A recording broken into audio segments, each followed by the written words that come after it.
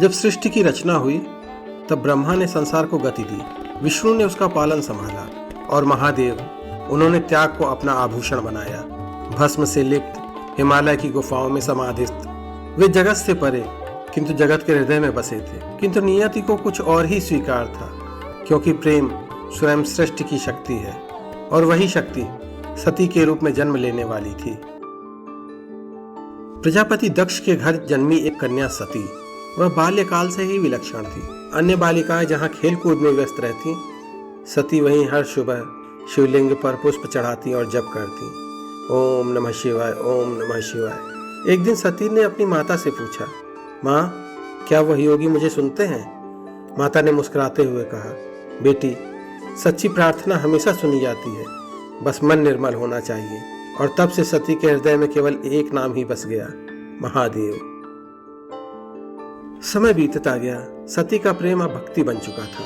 उन्होंने महलों की सुख सुविधाएं त्याग दी, रेशमी वस्त्रों की जगह जूट धारण किया और हिमालय की बर्फ में बैठकर कठोर तप किया। उनका शरीर ठंड से कांपता, पर मन में केवल एक ही ताप था, शिव शिव। देवता विस्मय से भर उठे। इंद्र ने कहा, हे ब्रह्मदेव, यह कन्या तो अग्नि से भी प्रखर तप कर रही है। ब्रह्मा बोले, यह भक्ति है इंद्र, और भक्ति में नारी स्वयं सृष्टि की शक्ति बन जाती है। सती का तप जब चरम पर पहुंचा, तब हिमालय की शिखा पर बैठे महादेव ने अपने नेत्र खोले। एक दिव्य प्रकाश फैल गया। उन्होंने देखा वह शक्ति जो उन्हें अपने ध्यान से खींच लाई है।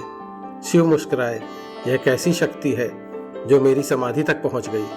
सती ने अपना मस्तक झुका लिया और वह क्षण अमर हो गया। और तब हुआ वह मिलन जब शक्ति ने शिव को पाया। देवता, ऋषि, गंधर्व सभी कैलाश पर एकत्र हुए। ब्रह्मा ने वरदान दिया, विष्णु ने आशीर्वाद। सृष्टि गूंज उठी, हर हर महादेव। सती ने धीरे से कहा, स्वामी, अब मेरा अस्तित्व केवल आपका है। शिव ने उत्तर दिया, और मेरा ध्यान केवल तुम्हारा। अब विवाह केवल दो आत्माओं का नहीं था, वह था चेतना और शक्ति का संगम। परंतु जहां प्रेम होता है वहां परीक्षा भी होती है। सती के पिता प्रजापति दक्ष अपने अहंकार में डूबे थे। उन्हें शिव का भस्मावेश स्वीकार न था। उन्होंने कहा, एक योगी जो शमशान में रहता है, वह मेरे कुल का दामाद कैसे हो सकता है? और उन्होंने भव्य यज्ञ का आयोजन किया, पर उसमें शिव का नाम तक नहीं लिया। जब सती ने सुना, उनका हृदय भर आया। उन्होंने कहा, पिता है, भले ही उन्होंने ना बुलाया हो, पर मैं जाऊंगी। कर्तव्य का संबंध रक्त से बड़ा होता है। शिव ने शांत स्वर में कहा, सती, जहाँ आमंत्रण नहीं वहाँ जाना उचित नहीं। सती बोली, परंतु वे मेरे जनक हैं प्रभु, यदि मुझे जाना पाप है तो यह पाप भी मैं स्वीकार करती हूँ। और इतना कहकर वह निकल पड़ी अकेली। यज्ञ स्थल पर सती पहुंची, पर वहां कोई स्वागत नहीं हुआ। दक्ष ने क्रोध से कहा, जिस भस्मधारी योगी को तुमने पति चुना, वह देवताओं की योग्य नहीं। सभा मौन हो गई।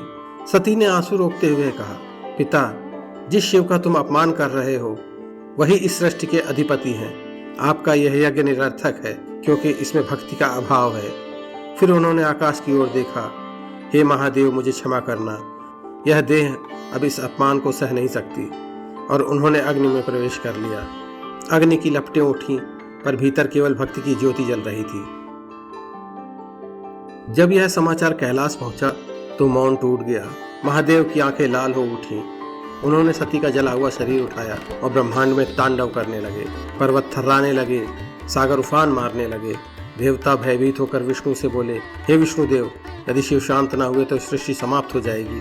विष्णु ने विनती की, हे महादेव, यह जगत आपका है, कृपा करें। और फिर उन्होंने अपने सुदर्शन चक्र से सती के शरीर के अंग अलग किए। जहाँ जहाँ वे अंग गिरे वहाँ शक्तिपीठ बने, जो आज भी भक्ति के तीर्थ हैं। शिव मौन हो गए और ब्रह्मांड फिर से शांत हो उठा।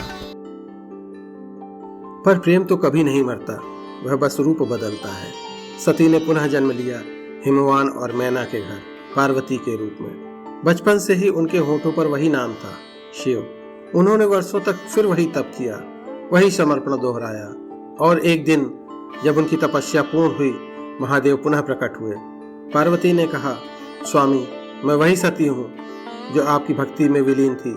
शिव ने मुस्कुराकर कहा, मुझे पता था, प्रेम कभी नष्ट नहीं होता, वह तो बस प्रतीक्षा करता है सही समय की।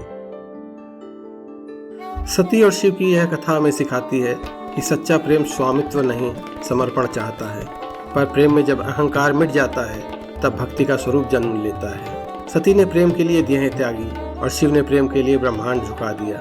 यही प्रेम है जो जीवन को अर्थ देता है, यही प्रेम है जो सृष्टि को चलाता है, यही प्रेम जो स्वयं शिव का स्वरूप है। हर हर महादेव।